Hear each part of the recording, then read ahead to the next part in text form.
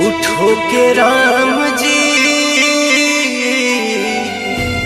दिल तू बनौला हो, ऊपर से प्रीत के रोग धरौला हो।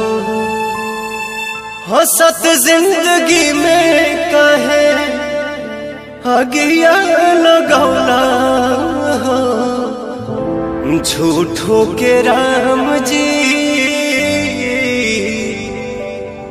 दिल तू बनौला हो, ऊपर से प्रीत के रोग धरौला हो।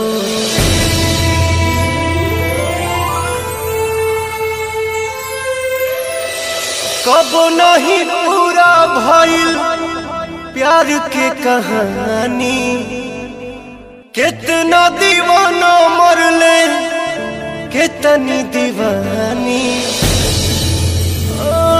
कबो नहीं पूरा भइल प्यार के कहानी, कितना दीवाना मरले कितनी दीवानी। नेहिया के बंधन काहे जोड़ के तू रौला हो, हंसत जिंदगी में काहे अगिया लगौला हो।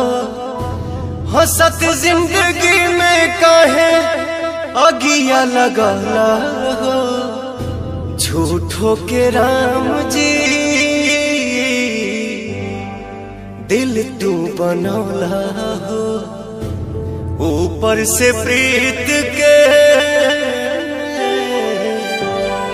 रोग धरौला हो।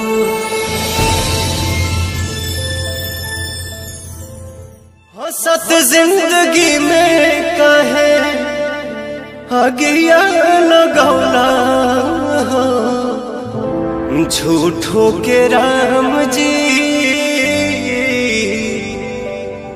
दिल तू बनौला हो,